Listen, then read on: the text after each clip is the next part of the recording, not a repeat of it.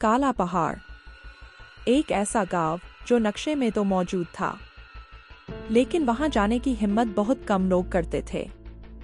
कहते हैं, दिन में यह गांव बिल्कुल सामान्य लगता था। बच्चे खेलते, औरतें काम करती और आदमी खेतों में मेहनत करते। लेकिन जैसे ही सूरज ढलता, इस गांव का असली चेहरा सामने आने लगता।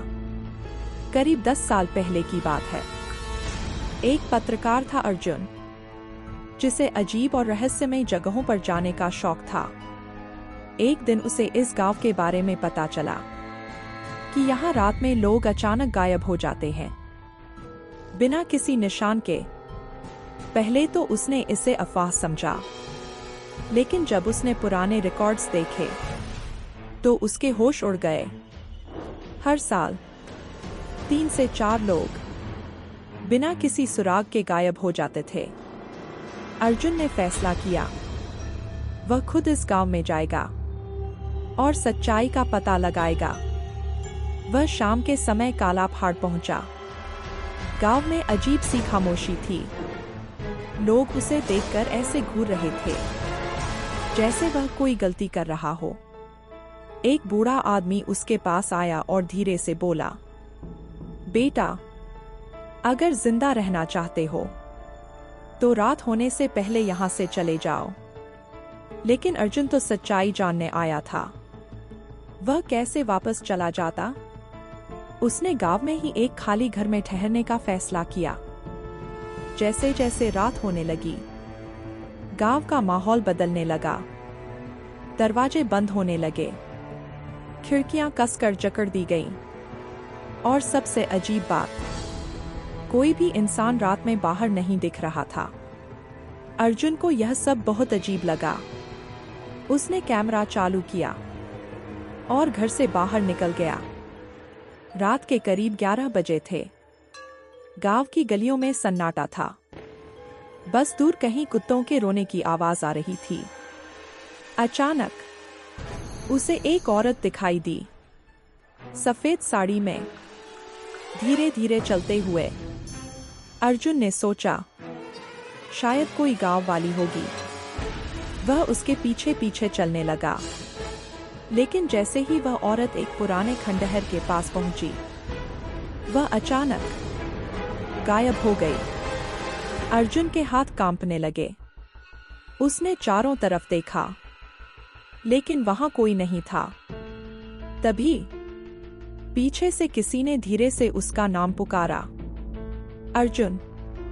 वह चौंक गया, पीछे मुड़ा, लेकिन वहां कोई नहीं था।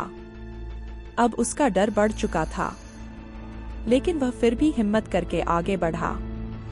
खंडहर के अंदर जाते ही उसे अजीब सी ठंडी हवा महसूस हुई, जैसे वहां कोई मौजूद हो। दीवारों पर पुराने खून के निशान थे और जमीन पर अजीब से चिन्ह बने हुए थे। तभी उसने देखा, एक आदमी जमीन पर बैठा था। अर्जुन ने धीरे से पूछा, तुम कौन हो? उस आदमी ने सिर उठाया। उसकी आंखें पूरी काली थीं और वह मुस्कुराते हुए बोला, हम वो हैं जो इस गांव को जिंदा रखते हैं।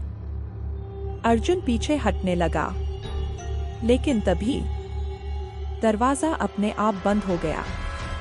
अब अंदर अंधेरा ही अंधेरा था। अचानक चारों तरफ से आवाजें आने लगी। एक और आ गया, एक और आ गया। अर्जुन समझ चुका था, यह गांव शापित है। तभी उसके सामने वही सफेद साड़ी वाली औरत फिर से प्रकट हुई। इस बार उसका चेहरा साफ दिख रहा था, आंखें लाल और चेहरा खून से सना हुआ।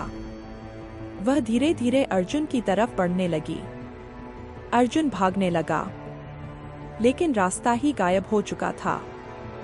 तभी उसने देखा, गांव के कई लोग जो दिन में सामान्य लग रहे थे, अब उस खंडहर में खड़े थे और सभी एक साथ बोल रहे थे, अब तुम भी हमारे साथ रहोगे। अर्जुन चिल्लाया, लेकिन उसकी आवाज बाहर तक नहीं पहुंची। अगली सुबह गांव फिर से सामान्य था। लोग अपने अपने काम में लगे हुए थे, लेकिन अर्जुन कहीं दिखाई नहीं दे रहा था। कुछ दिनों बाद उसका कैमरा गांव के बाहर मिला।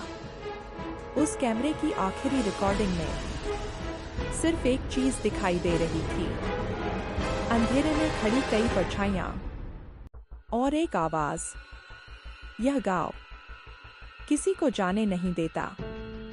आज भी काला पहाड़ गांव वैसा ही है। लोग कहते हैं अगर कोई अजनबी वहां रात बिताता है तो वह कभी वापस नहीं लौटता, और अगर लौट भी आता है तो वह पहले जैसा इंसान नहीं रहता।